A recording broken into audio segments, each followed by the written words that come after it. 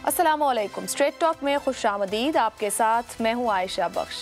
28 मार्च के बाद आज फिर कौमी असम्बली में एक और करारदाद पेश की गई है। करारदाद में सुप्रीम कोर्ट के 3 रुकनी बेंच का फैसला मुस्तरद कर दिया गया है और फुल कोर्ट में केस की समाअत का मुतालबा किया गया है। इस करारदाद में कहा गया है कि ऐवान सियासी मामलात में बेजा अदालती मुदाखलत पर इजहार तशवीश करता है। हालिया अक़लियती फैसला मुल्क में सियासी अदम इस्तेहकाम पैदा कर रहा है। विफाकी इकाइयों में तकसीम की राह हमवार कर दी गई है। ऐवान दस्तूर के आर्टिकल 63A की गलत तशरीह और इसे अदालत उज़्मा के फैसले के जरिए असर नौ तहरीर किए जाने पर शदीद तशवीश का इजहार करता है। करारदाद में मुतालबा किया गया है कि अदालत उज़्मा का फुल कोर्ट इस पर नजर सानी करे। 4 अप्रैल को सुप्रीम कोर्ट के 3 रुकनी बेंच का फैसला आने के बाद जहां एक तरफ काबीना ने इस फैसले को मुस्तरद किया, वहीं इत्तेहादी जमातों के रहनुमा पार्लियामेंट और दीगर प्लेटफॉर्म्स पर इस फैसले के खिलाफ भरपूर तनकीद कर रहे हैं। मगर ज़बानी कलामी तनकीद के अलावा हुकूमत के पास इस हवाले से कौन से अहम ऑप्शंस मौजूद हैं? पहला ऑप्शन 3 जजेस के खिलाफ रेफरेंस दायर करना हो सकता है। तहम हुकूमत के लिए यह ऑप्शन इतना आसान नहीं है, क्योंकि जस्टिस काजी फायज ईसा के केस में अदालत ये फैसला दे चुकी है कि सुप्रीम कोर्ट या हाई कोर्ट का कोई जज अपने ओहदे के फ़राइज़ को सही तरीके से अंजाम देने से कासिर है या गलत बर्ताव का मुर्तकिब हुआ है तो सदर काउंसिल को हिदायत देगा। आइन के आर्टिकल 209 की ज़ैल शिक 5 के तहत सदारती रेफरेंस की खुसूसी आइनी हैसियत है। सदर पूरी तरह से सोच विचार करने के बाद ही किसी जज के खिलाफ रेफरेंस भेज सकता है। सदर आरिफ अलवी की सियासी पोजीशन को देखते हुए ये कहना मुश्किल नहीं कि वो इस तरह का रेफरेंस भेजने से गुरेज करेंगे। दूसरा ऑप्शन ये है कि इलेक्शन कमीशन के साथ ताउन न करके हुक्म पर अमल दरामद ही न किया जाए। उस सूरत में तौहीन अदालत की कार्रवाई शुरू हो जाएगी। तौहीन का कोई भी नतीजा आइन के आर्टिकल 62 और 63 के तहत नाअहली का बायस बनता है। तीसरा ऑप्शन यह है कि हंगामी हालात का ऐलान कर दिया जाए। तहम वफाकी हुकूमत जंग, अंदरूनी खलफशार के बायस एमरजेंसी का ऐलान कर सकती है। ऐसा दिखाई देता है कि हुकूमत ये ऑप्शन भी नहीं लेगी, क्योंकि इस ऑप्शन से माशी हालात मजीद खराब हो सकते हैं। हुकूमत के पास चौथा और आखिरी ऑप्शन यही रह जाता है कि 19 अप्रैल के बाद supreme court practice and procedure के कानून का फ़ायदा उठाते हुए इस मामले पर सुप्रीम कोर्ट में अपील दायर कर दे। इसी मामले पर गुफ्तगू करेंगे कि क्योंकि हुकूमत अपनी पोजीशन से हटने को तैयार नहीं है, यानी इंतखाब की तरफ बढ़ने को तैयार नहीं है इस वक्त जिस कंडीशन में ऐलान किया गया है, तो कौन से ऑप्शंस ले सकती है? अभी तक सिर्फ तकारीर और करारदादों पर फोकस है, इससे कितना फ़र्क पड़ेगा? पैनल में हमारे साथ हैं शहजाद चौधरी, अबसार आलम, जैगम खान और ईसार राना। प्रोग्राम का पहला सवाल आप सबसे। पार्लियामेंट डिबेटिंग क्लब बनकर रह गया। हुकूमत के पास अदालती बहरान से निकलने के लिए अमली ऑप्शन कौन सा है? शहजाद चौधरी साहब। आयशा, एक तो डिबेटिंग क्लब आपने लफ्ज गलत यूज किया। डिबेट तो वहां होती है जहां पर एक अपोजिंग पॉइंट ऑफ व्यू हो, एक हुकूमत का नुक्ता नज़र होता है और उसके मुखालिफ एक ऑपोजिशन का नुक्ता नज़र होता है। इस वाली पार्लियामेंट में तो ऑपोजिशन है ही नहीं, तो इसलिए सिर्फ एक ही नुक्ता नज़र है। ये बिल्कुल तकारीर होती हैं, लेकिन इससे ऐसी तकरीरें होती हैं जहां पर एक कैप्टिव ऑडियंस है, जिसमें कभी 40 लोग बैठे हैं, तो कभी 7 बैठे हैं, तो कभी 12 बैठे हैं, और उन पे जो तकरीर करने वाले हैं वो बदलते रहते हैं, ऑडियंस वही रहता है और सब तालियां बजा के घर चले जाते हैं। इसको कैसे ठीक करना है? मेरे ख्याल में ये हमारे लिए, सबके लिए एक, जिसे कहते हैं ना कि कॉमन विजडम के साथ एक लम्हा फिक्रिया ज़रूर है कि हमारी सबसे पहले तो पार्लियामेंट को मुकम्मल होना चाहिए, सारे मेंबरान मौजूद हों, ऑपोजिशन मौजूद हो। ऑपोजिशन होती है तो फिर हुकूमत की कोई हैसियत बनती है, या हुकूमत के साथ फिर ऑपोजिशन बैठती है तो फिर उसके बाद पॉलिसी साजी पे बातचीत हो सकती है, लेकिन ये एक अलग सवाल है।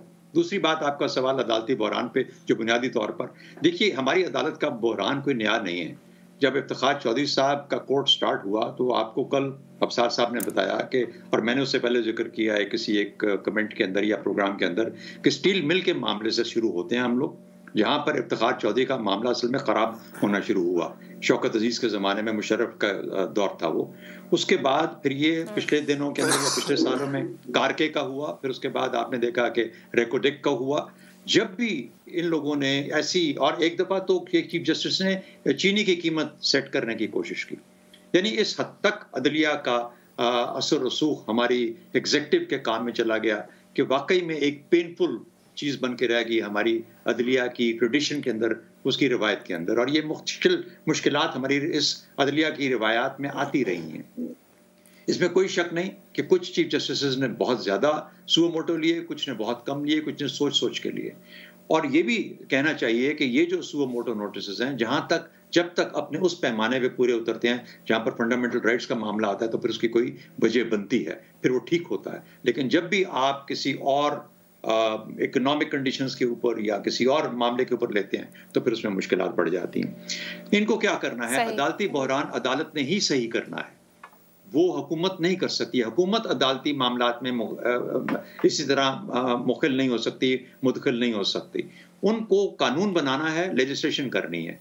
पार्लियामेंट अगर ये काम करेगी तो फिर उसके बाद फिर कानून को तशरीह करने वाले जो कि हमारी अदालतें हैं, उनका काम फिर ये होता है कि अगर 63A में मसला है, और बिल्कुल है, सामने नजर आता है कि है, लेकिन इसको जब हमारी पार्लियामेंट इकट्ठे होकर इस पे बहस करेगी तो फिर उसकी जो आवाज निकलेगी या उसके अंदर जो कानून के अंदर तब्दीली आएगी या उसकी आइन के अंदर जो तब्दीली आएगी, फिर वो सबके लिए काबिल कबूल होगी। तो इस वक्त हम चूंकि सियासी तौर पर मुश्किलात में घिरे हुए हैं और अपने मामलात वहां लेके जाते हैं जहां पर आईनी और कानूनी तरीके से मामलात को देखा जाता है, तो इसलिए हम सियासी हल नहीं मिलते जिनकी हमें उम्मीद होती है, बल्कि आईनी और कानूनी तौर पर मामलात को देखा जाता है। तो क्या रास्ता लेंगे? मेरे ख्याल में देखिए, इनको सियासत की तैयारी करनी चाहिए। हुकूमतें सियासी हुकूमतें हैं, इनको सियासत की अपनी तैयारी करनी चाहिए। जैसा मैंने कहा, पार्लियामेंट हो या कोई और, इनके इस वक्त federal government, provincial government, interim government ही सही, और ये तमाम का तमाम मामला जो है, ये सब एडमिनिस्ट्रेशन जो है, इनके हक में है। इमरान खान दबा हुआ है, उस तरह की हैसियत नहीं है जो आज से 2 साल पहले थी या कुछ अर्सा पहले थी। तो मेरा ख्याल है कि ऐसी सिचुएशन में इमरान खान को फेस ऑफ करना आसान है। गिव इट अ टेस्ट करें, इस चीज को देख लें कितनी जान है, कितनी ताकत है इस सोच के अंदर कि शायद इमरान खान हर चीज पे हावी हो गया। तो मुझे लगता है कि ये इस पे ज्यादा ध्यान करने की जरूरत है, बजाय इसके कि अदालत को कैसे ठीक किया जाए। ठीक है। ज़ैगम खान साहब, इलेक्शन होना है, ऐलान हो गया, इलेक्शन कमीशन ने तो कह दिया, उसको कोई खत लिखने की भी जरूरत नहीं, मगर हुकूमत वहीं खड़ी है, करारदादें हो रही हैं, तकारीर हो रही हैं। गुज़िश्ता रोज़ एक मुलाकात रही अस्करी क़यादत और वज़ीर आज़म की, कल सिक्योरिटी कमेटी का इजलास होने जा रहा है, आज कौमी असम्बली में करारदाद मंजूर होती है। क्या समझदारों के लिए इशारे हैं इस पूरी सिचुएशन में, या हुकूमत को खुलकर आकर कोई ऑप्शन लेने पड़ेंगे? इशारे तो हैं, लेकिन जो सबसे वाज़ेह इशारा हमें मिलेगा वो 11 तारीख को मिलेगा, जब हुकूमत की तरफ से या हुकूमत के काम की बिहाफ पे ये रिपोर्ट आएगी कि क्या हुकूमत ने 21 अरब रुपए इलेक्शन कमीशन को मुहैया कर दिए हैं या नहीं किए। तो उस वक्त ये तय होगा कि हुकूमत इन ऑर्डर्स को कंप्लाई करना चाहती है या नहीं। लेकिन उससे पहले आज भी जिस तरीके की गुफ्तगू हुई असम्बली में और जो करारदाद आई, उससे हुकूमत का यही इरादा लग रहा है कि वो इन ऑर्डर्स को ना माने, इलेक्शन की तरफ ना जाए। मेरी राय में 2 मुख्तलिफ मसले इस वक्त इकट्ठे हो गए हैं। एक तो मसला इलेक्शन का है। अगर अदालती बहरान ना होता और अगर फुल कोर्ट होती, तब भी मेरी राय में बात इलेक्शन की तरफ ही जाती। आइन में बहुत वाज़ेह तौर पर इलेक्शन का हुक्म है। चीफ जस्टिस साहब को थोड़ा सब्र करना चाहिए था।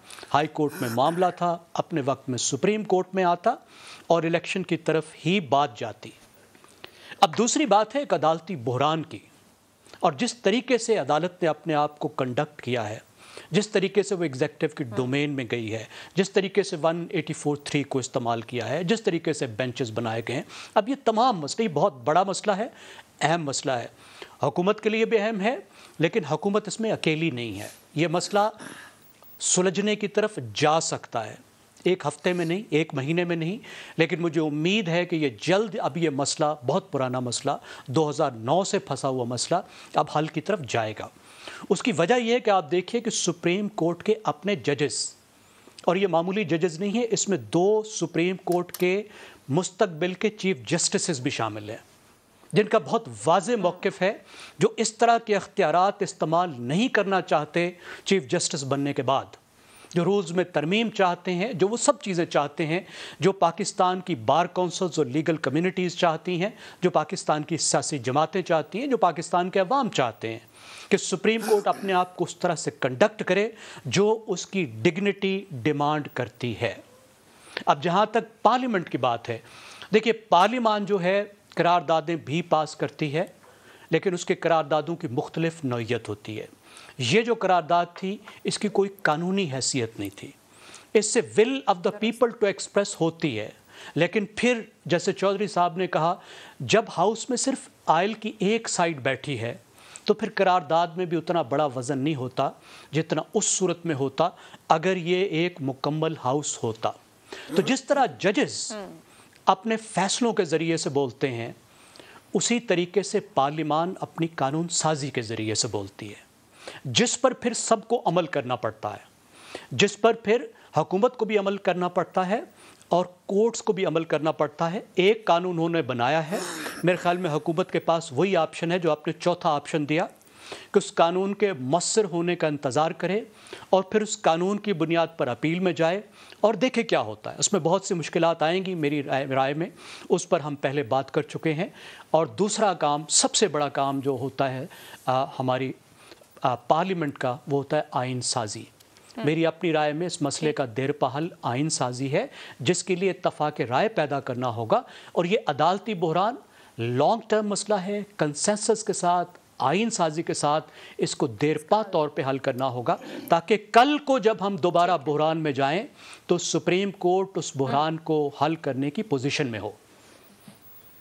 ठीक है, अब सार साहब, आपके ख्याल में क्या ऑप्शन इस वक्त हुकूमत के पास मौजूद है सेल आउट करने का इस सिचुएशन में से?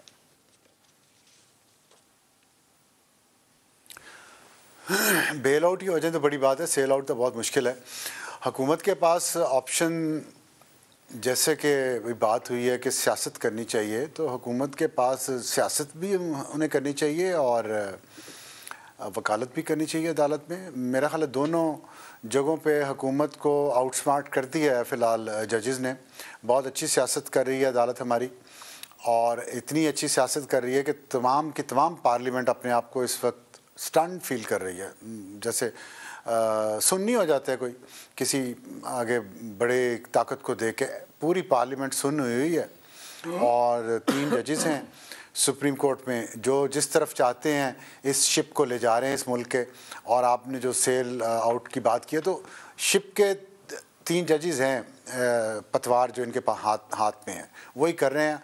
और जहाँ तक पार्लियामेंट की कॉम्पोजिशन का सवाल है ना, ये बात ठीक है इन अ वे कि पार्लियामेंट में अपोजिशन नहीं है, लेकिन इस वक्त भी पार्लियामेंट में जो अक्सरियती जमात है ना, वो तो है ना, अक्सरियत तो पार्लियामेंट ही के पास है ना। लेकिन इसके आप दूसरी सियासी जमात जो है, आप उसकी हालत देखें जो कि उस पार्लियामेंट की बिल्डिंग के साथ वाली बिल्डिंग में बैठती है जिसका नाम सुप्रीम कोर्ट है। वहाँ 17 जजेस की वैकेंसीज़ हैं, उनमें से 15 फील्ड हैं। 15 में से सिर्फ 3 जजेस ऐसे हैं जो इस ज़िद में पड़े हुए हैं कि हम जो कहेंगे वही कानून है, हम जो कहेंगे वही मेजॉरिटी डिसीजन है, हम जो कहेंगे वही फ़ैसला नाफिज होगा। और जो जैगम साहब ने बात की है ना कि इसलिए मैं इसलिए ये समझता हूँ कि जब हम पार्लियामेंट की कॉम्पोजिशन की बात करनी है तो हमें इस अदलिया की अखलाकी और कानूनी हैसियत का भी ख्याल रखना चाहिए। मैं ज़ाती तौर पे समझता हूँ कि 3 लोग पूरी सुप्रीम कोर्ट में से जिनके बारे में सबको पता है, जिनके जहन के बारे में सबको पता है, कोई राज नहीं है कि वो किस केस पे क्या फ़ैसला देंगे। अगर उन्होंने इस मुल्क को चलाना है ना, तो फिर हम सब अपने अपने कैमरे बंद करके भी घर में जाके बैठ जाएं। दूसरी बात जो जैगम साहब ने की है ना कि आइन साजी की शायद उन्होंने बात की है, मुझे वो बात ज़हन से निकल गई है। उन्होंने कहा कि अगर फुल कोर्ट बनती तो यही फैसला आता। तो ये इस बात का इतनी सादा बात, और ये लॉजिकल बात की है जैगम साहब ने, इतनी सादा लॉजिकल बात इन 3 जजेस को क्यों समझ नहीं आई? इसकी वजह क्या है? इतनी सादा और लॉजिकल बात, और जब आप एक ऐसी सीट पे बैठे हैं जहाँ पे आपने फैसला करना है, इंसाफ देना है, और आप पे तमाम पार्टीज जो 90% पार्टीज वहाँ पे हैं वो आप पे अदम एतमाद कर रही हैं कि आप फुल कोर्ट बनाएं, और आप नहीं बना रहे। क्यों? उसकी वजह ये है कि जरूरी नहीं था कि यही फैसला था। हुकूमत के पास कोई ऑप्शन नहीं है। नहीं, मैं हुकूमत के पास तो था ही नहीं ऑप्शन। मैं तो अदलिया के अखलाकी और कानूनी उसकी बुनियाद की बात कर रहा हूँ ना, कि अगर फुल कोर्ट बनती तो ज़रूरी नहीं था यही फैसला आता कि आप 90 दिन में इंतखाबात करवा दें, ज़रूरी नहीं था। और ज़ाहिर है जजेस का ज़हन मैं सबको तो नहीं पढ़ सकता।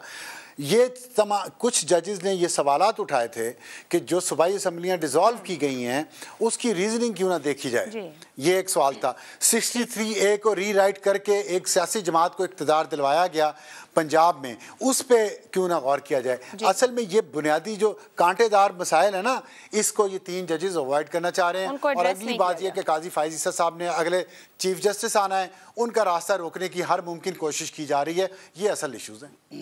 चलें ठीक है जी, ये तो पहले भी एक कोशिश कर गुजरे, देखते हैं आने वाले दिन क्या तय करते हैं। यो से ईसा साहब देखें, बात यह है जो आप ये कह रहे हैं ना कि अमली ऑप्शन कौन सा है, तो ये रोएं पिटें चीखें, इन्हें आइन के ऊपर अमल करना पड़ेगा। इनके पास कोई ऑप्शन नहीं है। ये जो मर्जी करारदाद दे दें, 279 के ऐवान में से 43 लोगों ने इस पर दस्तखत किए हैं। तो क्या 43 लोग जो हैं वो 350 के पार्लियामेंट के तर्जुमान हो गए? इससे ज़्यादा लोग तो किसी के ड्राइंग रूम में चाय पीने इकट्ठे हो जाते हैं। और ये एक पार्टी के चंद लोग इकट्ठे होके अगर ये फैसला कर दें कि नहीं जी ये चीज़ चूँकि हमारी मर्जी की नहीं है लिहाजा हम नहीं मानते, तो फिर मुझे एक बात बताएं, हर बंदा चीफ जस्टिस को और सुप्रीम कोर्ट को ऐसे मशवरा दे रहा है कि जैसे उससे बड़ी अथॉरिटी कोई है ही नहीं। और मुझे तो ऐसा लगता है कि कल को शहबाज साहब ये ना कहे कि मुझसे ट्यूशन पढ़ने चीफ जस्टिस साहब आइन की और कानून की। यहाँ पे जो शख्स जिसका जो काम है वो तो करना नहीं है, उसने दूसरे के अंदर उसको सिखाने निकल जाना है कि मैं तुम्हें सिखाता हूँ कि ये कैसे होगा। ठीक होंगे कि सब अपना अपना काम कर लें, सभी अपना अपना काम बिल्कुल, ये सभी अपना अपना काम तब करेंगे जब आइन के तहत दिए हुए इख्तियारात को सब तस्लीम करेंगे। जब ये तय कर लेंगे कि आइन ने जिसको जो इख्तियार दे दिया है हमने मानना है, ये ज़रूरी नहीं। जैसे बिल्कुल अब सार भाई ठीक कह रहे हैं कि कुछ जजों का माइंड हमें पता होता है कि ये क्या फैसला देंगे, ऐसे ही बहुत सारे और जजों का भी हमें पता होता है कि उनके पास जब चीज़ जाएगी तो वो क्या देंगे। अब ये तो ऐसे ही हो गया ना कि मेरा जज तेरा जज, तेरा जज मेरा जज अच्छा, तेरा जज बुरा। हम कब तक अपने पसंद नापसंद और ख्वाहिशों की नज़र करेंगे इदारों को? कब तक हम ये तय कर लेंगे कि जो हम चाह रहे हैं अगर वो इदारे नहीं चाहेंगे तो हम उनकी वायताई फेर देंगे? मुझे एक बात का आप जवाब दीजिए कि सुप्रीम कोर्ट एक खुद मुख्तार इदारा है, उसका एक चीफ जस्टिस ऊपर बैठता है, उसको इख्तियारात दिए हुए हैं उनके सुप्रीम कोर्ट के कवानीन ने। हम कौन होते हैं ये कहने वाले कि नहीं हमारी मर्जी से कवानीन बदलो? भाई हम कौन होते हैं ये तय करने वाले कि नहीं ये चीफ जस्टिस का रंग चिट्टा है, इसका रंग काला होना चाहिए, इसकी मूछें ऊपर को होनी चाहिए, नीचे को होनी चाहिए? सही। आपको आइन को मानना पड़ेगा, आपको आइन के पीछे जाना पड़ेगा। और एक चीज और मैं ये बस इतना मैं कहना है कि ये जो वोट को इज्जत दो देने वाले हैं, ये वोट से डर क्यों रहे? आप तो वोट को इज्जत दे रहे थे, तुसी अपनी बारी आई थे कुगू रो पिया। अब आप वोट से डर के छुपते फिर रहे हैं, ओले तलाश कर रहे हैं, इधर छुप जाएं उधर छुप जाएं। बाहर निकले, इलेक्शन लड़े, अवाम का मैंडेट लें, अवाम आपको मैंडेट देती है तो गज बज के फैसले करें। आज आप आज में जाने की बात कर रहे हैं, पर हमारे मुल्क में सियासतदानों को अवाम में जाते खौफ भी बहुत आता है। उसकी और भी बहुत सी रीजंस हैं, जहां अपने मैंडेट को देख करो, लेकिन वही जिस तरीके से हमारे यहाँ इंतखाबात होते आए हैं और होते रहे हैं, वहां पर मैंडेट कुछ होता है, डब्बों से कुछ आता है और वजारत उज़्मा मिलते मिलते कुछ और हो जाता है। दूसरा हम सवाल भी इसी मामले को लेकर है। सवाल इस बात पर है कि ये तो तय कर बैठी है हुकूमत के इलेक्शन की तरफ वो इस वक्त नहीं जा रही। वज़रा खुलकर बता रहे हैं वंस फॉर ऑल मामला सेटल्ड करना चाह रहे हैं और इसी को लेकर तकारीर भरपूर तौर हो रही। दूसरी तरफ पीटीआई की तरफ से फैसला किया गया है कि काबीना ने जब ये फैसला लिया वहां जो लोग मौजूद थे उनके खिलाफ तौहीन अदालत की तरफ बढ़ा जाए। तो सवाल इस तरह से है, पीटीआई का काबीना के खिलाफ तौहीन अदालत केस करने का फैसला, काबीना के फैसले को कौमी असम्बली की हिमायत, यानी कि आज एक करारदाद मंजूर की गई है। क्या वजीर आजम पर तौहीन अदालत का खतरा टल गया है? शहजाद चौधरी साहब। अच्छा देखिए, उनकी जो तौहीन अदालत का खतरा है वो तो हर वक्त मौजूद रहेगा, और इसलिए मौजूद रहेगा गो के सेक्रेटरी फाइनेंस को कॉल किया जाएगा और अगर ये कह दे कि मुझे तो वज़ीर आज़म ने मना किया कि तुमने कोई पैसे नहीं देने, 21 अरब नहीं देना इलेक्शंस के लिए, उस सूरत में वो प्राइम मिनिस्टर को बुला सकते हैं कि पेश हो जाएं और बताइए कि जी आपने कैसे ऑर्डर दिया, किस तरह ऑर्डर दिया। लेकिन गालिबन वहां तक बात कभी जाएगी नहीं। जमहूरी निज़ाम के अंदर बड़ी ही ज़बरदस्त किस्म की एक चेक्स एंड बैलेंस का निज़ाम है। बहुत सारे इलेक्टेड मेंबरान होते हैं जो पार्लियामेंट बनाते हैं और पार्लियामेंट से फिर कैबिनेट बनती है और कैबिनेट से फिर वज़ीर आज़म बनता है। ये कमाल रिलेशनशिप है कैबिनेट का पार्लियामेंट के साथ और फिर वजीर आजम के साथ या हुकूमत के साथ। ये हो गया। दूसरा, बहुत सारे ऐसे लोग फिर अपॉइंट किए जाते हैं जिनकी टेन्योर्ड अपॉइंटमेंट्स होती हैं, कॉन्स्टिट्यूशनल अपॉइंटमेंट्स होती हैं, और फिर उसके बाद कुछ ऐसे होती हैं कि जिनको आप अपॉइंट कर देते हैं जो मर्जी के मुताबिक लगा सकती है हुकूमत। और इन सब का काम ये है कि एक दूसरे पे क्यों टेन्योर्ड रखते हैं, क्यों कॉन्स्टिट्यूशन रखते हैं कि कोई ये ना बोले पार्लियामेंट के जी मैं ऑर्डर करता हूं कि हुकूमत पार्लियामेंट को चेक करती है, पार्लियामेंट हुकूमत को चेक करती है, और कोई हुकूमत इतनी अपने अंदर ताकत नहीं रखती कि टेन्योर्ड और कॉन्स्टिट्यूशनल अपॉइंटमेंट को एक तरह से एक पेन की नोक के साथ उठा के फेंक दे। उसको भी एक प्रोसेस फॉलो करना पड़ता है, और इन तमाम को जब ऐसे मामला खराब होते हैं तो फिर वो अदालत के पास जाते हैं। तो ये जो ट्राइकोटमी ऑफ पावर है, ये जो चेक्स एंड बैलेंस का निजाम है, ये है आपकी असल असास। हम यहाँ पे वजीर आजम को बादशाह सलामत समझते हैं, हम समझते हैं कि वो बादशाह सलामत यार वो जो चाहे वो कर सकता है। भाई वो उस सूरत में होता है अगर आइन लागू ना हो, एब्रोगेट कर दो, बेंच में रख दो, उस सूरत में फिर आमिर ले आओ, कोई डिक्टेटर आ जाए तो फिर उसकी समझ आती है कि वो ये करेगा। लेकिन अगर आपने एक जमहूरी निज़ाम चलाना है तो आपको हर एक की इज्जत करनी पड़ेगी, इदारों की, कॉन्स्टिट्यूशनल अपॉइंटमेंट्स की और तमाम लोगों की, और तो कॉन्स्टिट्यूशनल इदारों की भी। तो जब आप ये काम करते हैं तो फिर आपको एक तरीके के साथ चलना पड़ता है। तो मेरा ख्याल है कि ये तरीके जो हैं, जो प्रोसेसेस हैं, जो चेक्स एंड बैलेंसेस हैं, ये अपना काम करेंगे। वज़ीर आज़म शहबाज शरीफ साहब, उनकी अपनी पोजीशन भी अपनी फैमिली में काफ़ी ज़रा थोड़ी सी मुश्किल सी है, वो भी नहीं चाहेंगे कि उनको इस तरीके से निकाल दिया जाए और फिर अगले 5 साल 7 साल नाअहल कर दिया जाए। अभी तो उनकी अपनी विद इन द फैमिली काफ़ी पॉलिटिक्स चलनी है, तो मेरा ख्याल है कि वो उस लहज तक नहीं पहुंचेंगे। इसलिए खतरा तो मौजूद है, लेकिन मुझे यकीन है कि वो उस तरफ जाएंगे नहीं जहां पर उनको नाअहल किया जाए। शहजाद साहब कह रहे हैं खतरा मौजूद है वजीर आजम पर, क्योंकि हुकूमत एक फैसला लेकर सद तक नहीं जाएंगे। ये बता दें कि इलेक्शन कमीशन की जानिब से आज ये कहा गया है पंजाब के इंतखाबात को लेकर कि वो पैसों और सिक्योरिटी के लिए अब किसी को खत नहीं लिखेंगे। सुप्रीम कोर्ट का फैसला वाज़ेह और जामे है। इलेक्शन के हवाले से कोई खतो किताबत नहीं होगी, क्योंकि फैसले में बराह रास्त एड्रेस कर दिया गया है सबको। इसी तरह से वजारत खजाना को भी बराह रास्त फंड्स की फराहमी का कहा गया है। तो वही बात देखना यह है कि 10-11 तक क्या होगा। एक ब्रेक लेते हैं, ब्रेक से वापस आएंगे तो दीगर पैनलिस्ट की राय आपके सामने रहेगी। प्रोग्राम में आपको एक बार फिर खुशामदीद कहेंगे। पीटीआई का काबीना के खिलाफ तौहीन अदालत केस करने का फैसला, काबीना के फैसले को कौमी असम्बली की हिमायत, क्या वजीर आजम पर तौहीन अदालत का खतरा टल गया? ज़ैगम साहब, पीटीआई को वजीर आजमों को अदालती अमल के ज़रिए शिकार करने की आदत पड़ गई है, हिल गए हैं वो। ये जो तब्दीली प्रोजेक्ट था, इसने 2 वजीर आजम खा लिए। एक वजीर आजम नवाज शरीफ, जिन्हें एक मुतनाज़े रिसीवेबल 10,000 दरहम जो उन्होंने सपोजिटली रिसीव करने थे और नहीं किए। यहाँ हम चारों लोग टैक्स पेयर्स हैं, इंडिविजुअल टैक्स पे करते हुए कभी रिसीवेबल आपको नहीं लिखना पड़ता। उससे पहले यूसुफ रज़ा गिलानी साहब गए 2012 में, इल्ज़ाम किया कि आपने सदर के ख़िलाफ़ करप्शन का केस नहीं खोला। आइन इम्यूनिटी देता है सदर को। प्राइम मिनिस्टर आइन पर खड़ा था और उसको घर भेज दिया गया कि तुमने आइन की बात मानी, हमारी क्यों नहीं मानी। और उस वक्त शिकारियों में नवाज शरीफ साहब भी शामिल थे। अब इस वक्त केस अदालत में है, पीटीआई थोड़ी सी सब्र करे। इस बेचारे बेंच के कंधों पे कितना ये बोझ डालना चाहती है। अदालत ने पेशियां लगाई हुई हैं हुकूमत की, हुकूमत ने पेश होकर बताना है। अगर नहीं मानेगी तो अदालत खुद ब खुद वो काम कर लेगी जो पीटीआई उनसे करवाना चाहती है। आप देखिए, ये जो पूरी काबीना के ख़िलाफ़ ये करना चाहते हैं, उसके पीछे एक फ़ैसला है 2010 का। उस फैसले को कहते हैं मुस्तफ़ा इम्पैक्स केस। वो भी एक कमाल का फ़ैसला है दुनिया की जमहूरी तारीख़ का। उसमें साकिब निसार साहब ने यह फ़ैसला कर दिया कि वज़ीर आज़म का कोई इख्तियार नहीं, वो कोई फ़ैसला नहीं कर सकता, उसको हर फ़ैसला काबीना से मंजूर करवाना है। दुनिया में किसी वज़ीर आज़म के साथ ऐसा नहीं होता।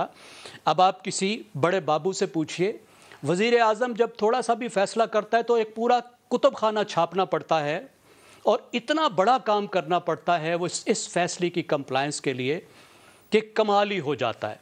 तो इस वजह से अब जो भी इल्ज़ाम होगा वो सिर्फ वज़ीर आज़म पर नहीं होगा, क्योंकि वज़ीर आज़म तो बेचारा फ़ैसला ही नहीं कर सकता, फ़ैसला तो है काबीना का।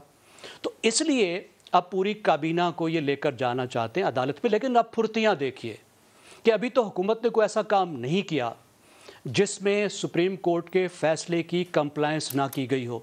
अभी तो पहला स्टेप भी ऐसा नहीं लिया गया, और ये पहले ही कह रहे हैं कि हम जा रहे हैं। बेहतर है कि सियासतदान सियासत खेलें, वज़राए आज़म को सियासत के ज़रिए से निकालें, वोटों के ज़रिए से निकालें, वोट ऑफ नो कॉन्फिडेंस के ज़रिए से भी निकालें, वो भी जमहूरी अमल का हिस्सा है।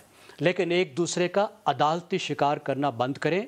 इस अदालती शिकार के नतीजे में पाकिस्तान के जुडिशल सिस्टम का जो हशर हो गया है, पाकिस्तान की जो आला तरीन अदालत का हशर हो गया है, उसके बाद हमें अपनी रियासत के एक तीसरे पिलर पर रहम खाना चाहिए और इसे मजबूत करना चाहिए। जी अफसार साहब, आपके ख्याल में क्या वजीर आजम तैयार बैठे हैं कि भेजो घर, या ऊपर बात हुई कि कोई उनको मौका मिलेगा टाइम और गुजारने का? ये सैगम साहब ने अब तीसरे पिलर पे रहम खाने की जो दरख्वास्त की है, मैंने भी उस पर गौर किया इनकी दरख्वास्त पे। सैगम साहब, आपसे बड़े एहतराम के साथ तीसरे पिलर को भी चाहिए कि अपने ऊपर रहम खाए, खुद भी रहम खाए, अपने ऊपर भी रहम। मैं जजेस हमारे के साथ वो खुद भी खाएं। जी, जजेस काश हमारे जजेस इतने चुन्ने मुन्ने काके होते कि सियासतदान उनके पास आते हैं तो वो बेचारे मजबूर हो जाते हैं कि ओहो अब तो हमें सियासत करनी ही पड़ेगी क्योंकि सियासतदान आ गए। तो इसलिए सियासतदान भी कोई इतने चुन्ने मुन्ने नहीं है। वैसे तो पार्लियामेंटेरियन बन के बैठे हैं और कहते हैं कि सियासत करते हैं और सियासतदान है और आवाम से आते हैं, मामला कोई अपना खुद हल नहीं कर सकते। उनको किसी ना एक दूसरे तीसरे किसी ना किसी इदारे की मदद दरकार ही रहती है। सियासत सिखाएं। मैं आता हूँ सियासतदानों की तरफ भी। जो इदारे हैं ना, इदारे सारे इदारे होते हैं, सिर्फ अदलिया या फौज और ब्यूरोक्रेसी इदारा नहीं है। पार्लियामेंट भी इदारा है, उसका भी एहतराम किया जाना चाहिए। सिर्फ जजेस का एहतराम नहीं होना चाहिए, सिर्फ जर्नलों का एहतराम नहीं होना चाहिए। Mother of all institutions sir, mother of all institutions. उन्होंने कोई बिल्कुल बिल्कुल, और ये हम भूल जाते हैं जब हम बात करनी शुरू करते हैं कि जी ओहो ये तो चीफ जस्टिस साहब तो पता नहीं खुदा। अच्छा, दूसरी बात मैं एक एहतराम के साथ शहजाद चौधरी साहब से ने कहा कि मैं उस पर दूसरा व्यू देना चाहता हूँ, उनसे मेरा इख्तलाफ कोई नहीं है। उन्होंने कहा कि वज़ीर आज़म अपने आप को बादशाह समझता है। मैं अल्लाह से मेरी दुआ, काश वो बादशाह समझे ना समझे उसके पास आधे इख्तियारात हों बादशाहों जितने बादशाहों के पास होते हैं। बादशाह वो कैसे बादशाह हैं जिनको 4 जजेस सिर्फ फांसी पे लटका देते हैं अनटिल दे डाई, उनको सजाए मौत दे देते हैं। 5 जजेस उसको वज़ीर आज़म को खड़े खड़े घर भिजवा देते हैं, एक को 5 जजेस मजीद दूसरे वज़ीर आज़म को घर भिजवा देते हैं। ये हमारे बादशाहों का हाल है। एक को फांसी लगा दिया, 2 को घर भिजवा दिया खड़े खड़े 23 करोड़ आवाम के नुमाइंदों को। अभी आ जाएं आप इस वाली बात पे कि चौथे वाले पे तलवार लटक रही है। मेरी दुआ है और मेरी ख्वाहिश है कि इसको भी घर भेजें, और सुप्रीम कोर्ट को चाहिए कि अब उसी तरह जिस तरह 6 मेंबर बेंच बनाया ना उन्होंने काजी फायजीसा के ऑर्डर के ख़िलाफ़, जो एडमिनिस्ट्रेटिव उन्होंने ऑर्डर जारी किया तो इलीगल और अनकॉन्स्टिट्यूशनल था, उसको पेपर ओवर करने के लिए 6 मेंबर बेंच बनाया और 5 मिनट में वो सारी उसकी कार्रवाई मुकम्मल कर दी। इसी तरह बेंच बनाए, 5 मिनट में शहबाज शरीफ को भी घर भिजवाएं। अपना रिकॉर्ड तो दुरुस्त रखें, अपने जिस ट्रैक पे चलते हैं उस पर साबित करके हम साबित कदम हैं। मेरी तो ये दुआ है और ख्वाहिश है। जहाँ तक पार्लियामेंटेरियन का आपका सवाल है कि पार्लियामेंटेरियन, बिल्कुल आपकी बात दुरुस्त है और ये हम मुसलसल कह रहे हैं कि पार्लियामेंटेरियंस अपने पाँव पे खड़े हों, लेकिन बदकिस्मती ये है कि पार्लियामेंटेरियंस के पास आपकी फ़ोन कॉल्स रिकॉर्ड करने का सिस्टम नहीं है। पार्लियामेंटेरियन के पास ये शील्ड नहीं है कि आप जितना बजट ले जाएंगे उसका ऑडिट नहीं कर सकते, और उसका कोई ऑडिट नहीं होगा ही नहीं। और अगर आपने, मैं ये सुप्रीम कोर्ट की भी बात करूं, सुप्रीम कोर्ट के बजट का भी आप ऑडिट नहीं कर सकते, जैसे GHQ के बजट का ऑडिट नहीं कर सकते। आप सवाल नहीं पूछा जाएगा आपने पैसे कहाँ खर्च किए, क्यों खर्च किए। ठीक है, ये हकूक पार्लियामेंटेरियंस को दिलवा दें। अब आप कहेंगे कि पार्लियामेंटेरियन खुद क्यों नहीं ले लेते? सर, तो फिर उनको चाहिए कि वो पार्लियामेंट से बाहर आ जाएं। अगर वो बिना किसी उसके बैठे हैं इख्तियार के और इतने बेबस हैं, तो फिर आवाम को बाहर आके सही से बताएं, बजाय कि वज़ारत उज़्मा छोड़ने के बाद आए। पर सर, मेरा सवाल वही है, आपने कहा आपकी ख्वाहिश है कि ये भी जाएं और ये हो। मुझे बताएं शहबाज शरीफ साहब की ख्वाहिश क्या है, क्या वो भी जाना चाह रहे हैं? Factual correction. बहुत अच्छे। मैं अगर शहबाज शरीफ साहब बात सुन रहे हो तो मेरा उनको मशवरा यही है कि ये, एक मिनट शहजाद साहब जी, आप GHQ पे इतना परेशान न हो करें, हमारे मुल्क का इदारा, हम टैक्स देते हैं, हम बात तो कर लेने दिया करें। आप तो नाम GHQ का निकलते तो आप बंदूक उठा लेते हैं। देखिए, मैं गरीब आदमी हूँ, मैं शहजाद साहब, मैं गरीब आदमी हूँ।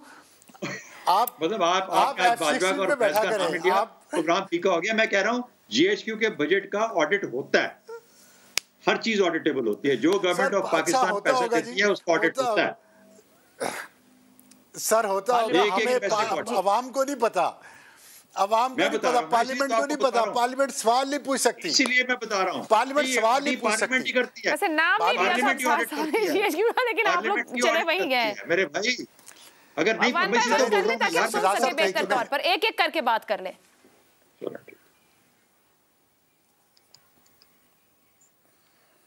चले फिर मैं सभी खामोश हो गए तो मैं बोले तो मेरी बारी थी। शहजाद साहब शुक्रिया, मैंने नाम नहीं लिया, शहजाद साहब फैज का आपने ले लिया, लोगों को याद करा दिया। कौन बोले ठीक है बताएं। अफसार साहब ओके जी। शहजाद साहब एनी कमेंट? अच्छा हाँ नहीं, मैं ये कह रहा था सिर्फ अफसार भाई को थोड़ा सा फैक्चुअली करेक्ट करने के लिए कि GHQ सर्विसेज जो हेडक्वार्टर है उसका फंड जो कि गवर्नमेंट ऑफ पाकिस्तान से आता है और सारा गवर्नमेंट ऑफ पाकिस्तान से आता है, उसका एक एक पैसा ऑडिट होता है। नंबर 1, पार्लियामेंट ऑडिट करती है पब्लिक अकाउंट्स कमेटी के थ्रू। तो कोई ऐसा उसमें अमल नहीं है जो पैसा हुकूमत और सरकार का है वो पैसा हिसाब मांगती है। ठीक सही हो गया जी। साहब आपको कोई कमेंट तो नहीं देना इस पे? जी ऑडिट इसी तरह सुप्रीम कोर्ट का भी होता है, लेकिन खुद ही करते हैं ना। मेरा यही तो क्वेश्चन है, पार्लियामेंट्री सुपरविजन क्यों नहीं है? और जितने भी इदारे हैं पाकिस्तान के सब पे पार्लियामेंट्री सुपरविजन है। अकाउंट्स कमेटी किसकी है? नहीं लेती ना। आप मुझे बता दें कितने चले कि वो जो बजट दिया जाता है उसको देते हैं। यार मैं तो बता रहा हूँ, मेरी बात तो मान लो ना यार। कहाँ आता है? कौन नौकरी के बाद कैसे मानूं? मैं पार्लियामेंट कवर करता रहा हूँ। मैं पार्लियामेंट मैं तो वजीर आज़म चले शहजाद साहब आप ये बता दें। एक मिनट है, आयशा एक मिनट है, आयशा एक मिनट रुके ना, आयशा एक मिनट रुके ना। ये बता दें कि 200 गोल्फ क्लब जो चल रहे हैं उस पर कितना खर्चा होता है बता दें। चलें नहीं 200 गोल्फ क्लब आर फौज के नहीं है, फौज के 200 गोल्फ क्लब नहीं है। गोल्फ क्लब पाकिस्तान 200 मैं गोल्फ खेलता हूँ पाकिस्तान में 200 क्लब नहीं है। फौज के 200 क्लब है ही नहीं। अच्छा फौज के कितने हैं? आपके फैक्ट्स कितने बता दें और उस पे खर्चा कितना होता? नहीं चले फौज के कितने हैं और उस पे खर्चा कितना होता है आप बता दें। ये सवाल डालेगी हमारे पास आप देते नहीं है ना। अच्छा चले इस बहस से निकलते हैं, सर इस बहस से निकलते हैं। सर साहब शहजाद साहब निकलते हैं कि टॉपिक नहीं है, ऑडिट इशू पे आएंगे। हम बहस कहीं और ले गए हैं, हम वजीर आजम के साथ उनके सियासी मुखालिफिन। मैं तो नहीं लेके गया, मैं नहीं लेके गया। मैं आप दोनों को दरखास्त करूंगी कि इसके ऊपर फिर किसी दिन बात करेंगे। बिल्कुल अकाउंटेबिलिटी होनी चाहिए और सबकी होनी चाहिए। गुफ्तगू वापस लेकर आती हूँ इधर स्टूडियो में। इसार साहब PTI तैयार बैठी है, उन्होंने कहा कि जो काबीना के फैसले में थे उनको लेकर तौहीन अदालत में जाएंगे। यहाँ पे ये शायद डर गए, इन्होंने कहा करारदाद असेंबली में लाओ, सारी पार्लियामेंट जितनी बैठी है शामिल हो जाए।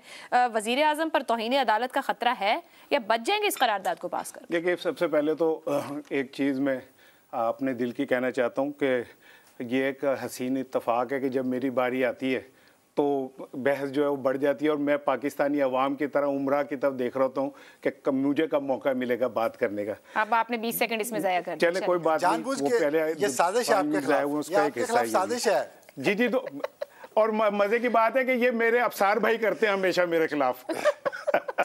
आप अच्छा, नहीं आज तो शहजाद साहब ने की है और आपका कंबल चुराने के लिए की है। और गलत चीज पे अगर सही ये दोनों ने मिलके की है, दोनों हम सब खामोश होकर सुनेंगे सही बात। अच्छा सर दो चीजें अफसार भाई, अभी जो ये बात हो रही थी ना कि जो पार्लियामेंटेरियन है वो तीसरे पिलर पे रहम खाएं, लेकिन मैं इस रहम की अपील में शरीक होना चाहता हूँ अफसार भाई के और जैगम साहब के साथ कि बिल्कुल रहम खाएं, लेकिन खुदारा कौम पे भी रहम खाएं।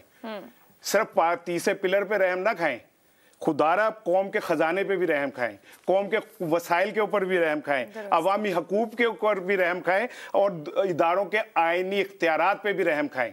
खाली रहम खाना ये नहीं है कि आप मुझे एक बात का जवाब दें कि ये जो अदालतें फैसला करती हैं, अदालतों में मामले लेके कौन जाता है? अदालतों के अंदर काले कोट पहन के कौन जाता है? इलेक्टेड प्राइम मिनिस्टर्स के खिलाफ पैसे लेके तहरीक अदम एतमाद कौन लेके आता है? और ये मुझे बताएं कि ये जितने भी आज तक वजीर आजम गए, ये ना डाले ना इदारों के ऊपर। आप जब छुप छुप के रात के अंधेरे में जाके उन इदारों को उकसाते हैं जो ये फैसले करते हैं, तो फिर आप इस बात के जिम्मेदार हैं कि जो आज आपके साथ हो रहा है। और तीसरी बात ये कि ये जो काबीना का देखें, पीपल्स पार्टी कितना स्मार्ट खेल रही है। बिलावल भुट्टो इसका हिस्सा नहीं है, इस काबीना के फैसले का। अच्छा। शेरी रहमान भी हिस्सा नहीं है। पीपल्स पार्टी विड्रॉ कर गई हुई है इस मामले से। वो चाहे कायरा साहब आके जितनी मर्जी तकरीरें करें, तो शहबाज साहब गए तो किसकी किस्मत खुलेगी? यही मैं बता रहा हूँ कि अल्हम्दुलिल्लाह मरियम साहिबा की दिन रात जो मेहनत है वो रंग ला रही है, और मुझे लगता है इंशाअल्लाह ताला शहबाज शरीफ साहब मेरे अफसार भाई की दुआ में बहुत तासीर है, मैंने खुद नोट किया है। मैं तो उनसे तावीज़ लेने के चक्कर में हूँ कि शहबाज शरीफ साहब भी घर जाएंगे, लेकिन ये बड़ा ही अफसोसनाक लम्हा होगा पाकिस्तान का कि जिसमें इलेक्टेड प्राइम मिनिस्टर लेने आना है तो कोई चढ़ावा लेके आइएगा साथ। सर बिल्कुल बिल्कुल चढ़ावा लेके आऊंगा मैं, और क्या कहते हैं चॉइस सब इकट्ठे ही आ रहे हैं आपकी तरफ। तो मैं ये समझता हूँ आयशा फिर मैं ना ही समझा, पाकिस्तान का सियासी निजाम मुझे उठा के ले जाएंगे आप लोग। नहीं, मैं जितना भूखा हूं ना, मैं आपको मानू ना मानू, आप मुझे मान जाएंगे पीर। तो मैं ये समझता हूं आपकी नजर में भी वज़ीर-ए-आज़म पर तौहीन अदालत लग जी। आखिरी जुमला ये कि ये बड़ा अफसोसनाक होगा। जमहूरी निज़ाम चलते रहना चाहिए, चाहे शहबाज शरीफ बैठे चाहे कोई भी बैठे, जमहूरी निज़ाम को इदारों से कुछ। मुझे एक जुमला याद आ गया, आज फ्लोर ऑफ द हाउस में मोहसिन लगारी साहब हैं, उन्होंने कहा, बोलने का मौका नहीं मिला तो उन्होंने कहा जमहूरियत तो नहीं है, चले जैसी भी है, हमें ड्रामा ही कर लेने दें कि जमहूरियत तो है। तो आपने भी वही बात कर दी, जमहूरियत का रंग तो कायम रहना चाहिए, ड्रामा ही करते रहे आप सब। आगे बढ़ते एक और अहम मामला, यहाँ बात हो रही है कि कुछ अवाम पर रहम करें और वाकई अपने मुल्क के हालात की तरफ तवज्जो देने की भी जरूरत है। मौसमियाती तब्दीली से मुतासरा ममालिक में शामिल है। इसी मौसमियाती तब्दीली के ज़ेर असर मुल्क भर में मौसमी बारिशों का सिलसिला जारी है, मगर जिस अब्र को हम रहमत समझ रहे हैं वो अब्र ज़हमत बनने के करीब है। जी हाँ, हालिया बारिशों से गंदम की फसलों को नाकाबिले तलाफी नुकसान पहुंचा है, जबकि दीगर फसलों को जुज़वी नुकसान हुआ है। पंजाब में हालिया बारिशों और जालाबारी से होने वाले नुकसान का इब्तिदाई तखमीना लगाया गया है, जिसके मुताबिक किसानों को अब तक 23 अरब का नुकसान हो चुका है, जबकि 7 लाख एकड़ और 35,000 रकबा मुतासर हुआ है। डायरेक्टर जनरल ज़राअत पंजाब के मुताबिक बारिशों से 2 लाख टन गंदम की प्रोडक्शन लॉस का तखमीना लगाया गया है, जिसके बाद सरकारी सतह पर गंदम की खरीदारी का हदफ पूरा करना मुश्किल हो जाएगा। और अगर बारिशें ऐसे ही जारी रहीं तो मजीद नुकसान का अंदेशा है और कहत साली का भी खदशा है। आटे की लंबी कतारों में खड़े लोग और रोजाना की बुनियाद पर लोगों के मरने की इत्तलात है। दूसरी जानिब नेशनल डिजास्टर मैनेजमेंट अथॉरिटी और सूबाई डिजास्टर मैनेजमेंट अथॉरिटीज़ ने बरसाती नालों नशेबी इलाकों में तुग़यानी की वार्निंग्स जारी कर रखी हैं। गुज़िश्ता कुछ बरसों के दौरान इंतहाई नौयत की मौसमियाती कैफियत पाकिस्तान में मामूल बन चुकी हैं। शदीद गर्मी की लहरें, खुश्क साली, सैलाब हर साल आम हो चुके हैं, जो ग़िज़ाई और आबी तहफ़्फ़ुज़ को मुतासर कर रहे हैं। पाकिस्तान ने दुनिया भर से इस मामले में मदद की अपील की है, मगर हुकूमती सतह पर ताहाल यहाँ इस हवाले से कोई खातिर खा इक़दाम नहीं किए गए। एक तरफ महंगाई, गंदम की कम पैदावार, बेकाबू डॉलर, डूबती मईशत, IMF के लारे, पाकिस्तान के लिए सूरत हाल बहुत नाजुक नज़र आ रही है और हमारी तवज्जो इस पूरी सूरत हाल पर नहीं है। सवाल यह है कि ख़राब मईशत, बढ़ती महंगाई और मौसमियाती तब्दीली पाकिस्तान बुरी तरह मुतासिर, हुकूमत को इस सिलसिले में किन हंगामी इक़दामात की ज़रूरत है? ईसार साहब। देखिए मैम, बात यह है कि शहबाज शरीफ साहब को एक क्रेडिट तो जाता है कि आज अल्हम्दुलिल्लाह हम जनूबी एशिया में नंबर 1 है महंगाई के हवाले से, और घी 50 रुपये बढ़ गया, चीनी 125 पे चली गई, और 30 किलो का आटे पे 6,000 रुपये बढ़े। पे बात करनी, क्या करने की मैं उसी तरफ आ रहा हूँ कि हंगामी इक़दाम तो तब करें जब उनकी नज़र अवाम पे हो। ठीक, जब उनकी नज़र ही सिर्फ अपने इक़्तिदार को बचाने के अंदर है। आज इसहाक डार साहब अमरीकी सफ़ीर से मिले, उनसे दरख्वास्त किया कि हमें IMF से पैसे दिलवा दें। तो अब हमारा हाल जब ये हो गया तो हमने खाक हंगामी इक़दाम करने, अगर हम अपने आप को ही अपने सियासतदान जो कुर्सी बचा लें तो ये बड़ी बात है। ये 23 करोड़ लोग भूखे मरते रहें, इनके तख्त जो है ना वो कायम रहने चाहिए। ज़ैगम साहब, आपने जो तस्वीर कशी की इन हालात की, मेरे ख़्याल में बड़ी मौसर अंदाज में आपने बताया। इस वक्त जो महंगाई है, और 35% तो आपकी महंगाई है, और उसमें बहुत बड़ा रोल खाने की चीज़ों की महंगाई का है जो 45% है, और उसकी एक बड़ी वजह गर्मियों में आने वाला फ्लड है। और इस वक्त का जो हमारा माशी बहरान है उसमें भी एक बड़ा फैक्टर उन फ्लड्स का है जो गर्मियों में आए थे। यानी मौसमियाती तब्दीलियाँ पहले ही हमें माशी तौर पर शदीद तौर पर मुतासर कर रही हैं। अभी जो बता रही हैं आप, अभी बारिशें आ रही हैं और गंदम की फसल उससे तबाह हो रही है। अब आपका सवाल ये कि क्या करने की ज़रूरत है। देखिए, 2 चीज़ें करने की ज़रूरत है।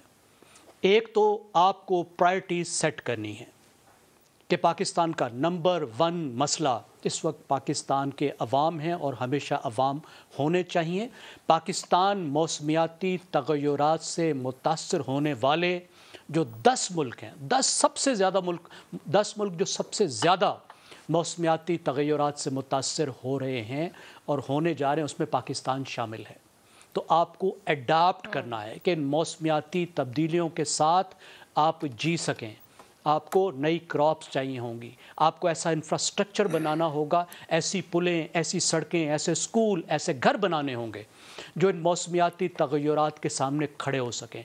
और इससे भी ज़्यादा अहम चीज़ है, आपको ऐसे लोग बनाने होंगे, लोगों को इतना रिजिलियंट बनाना होगा, मजबूत बनाना होगा कि वो इन तमाम तग़य्युरात को, इस असरात को सह सकें।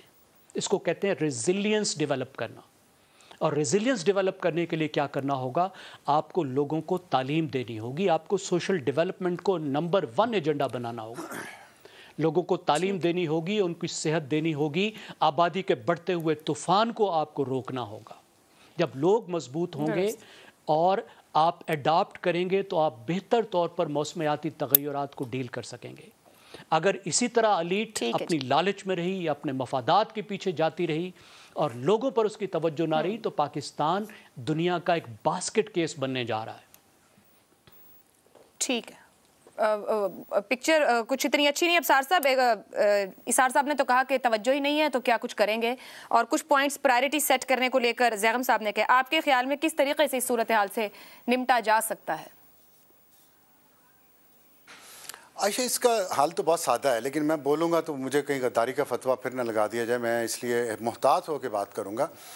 देखिए, हमारे किसी भी हमसाये के साथ ताल्लुकात अच्छे नहीं हैं, और जब तक हम रीजनल तजारत को फ़रोग नहीं देंगे, हम ना महंगाई कम कर सकते हैं, ना अपनी आमदन में इजाफा कर सकते हैं। महंगाई का रोना तो रोते हैं, अपनी आमदनी में इजाफा कैसे करें इस पर नहीं हम सोचते।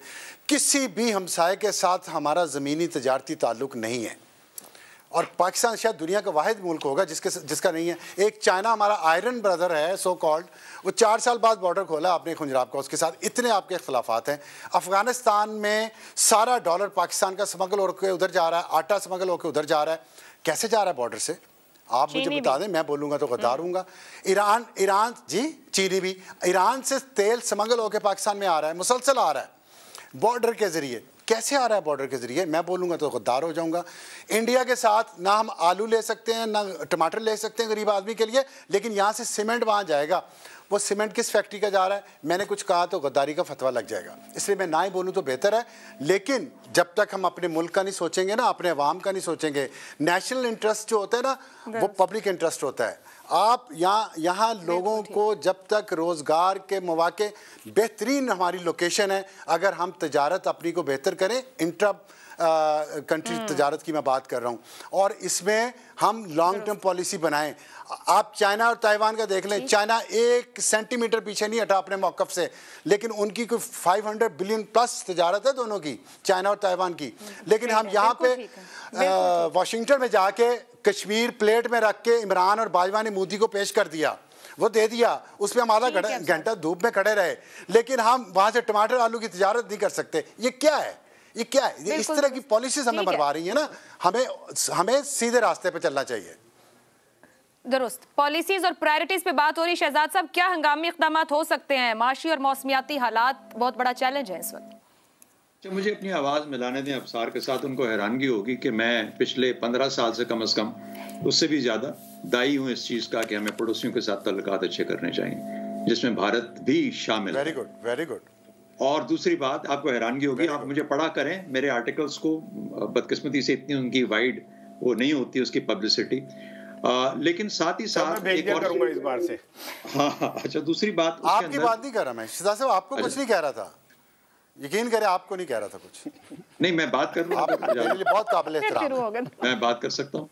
अच्छा, तो ये तो पहला नुक्ता तो ये हो गया कि मैं अफसार के साथ पूरे तरीके से एग्री करता हूँ। हमें अपने मुल्क को अपने पड़ोसियों से जोड़ना है अगर हम अपने हालात के अंदर बेहतरी चाहते हैं। नंबर 2, जो मौसमी तब्दीली है, जो तगय्युराती है, उसके 2 असरात बहुत बड़े हैं। एक तो हमारी ज़राअत के ऊपर, और हमें तरीके ढूंढने चाहिए कि हम अपनी ज़राअत को कैसे फाल कर सकते हैं इन चैलेंजिंग कंडीशंस के अंदर।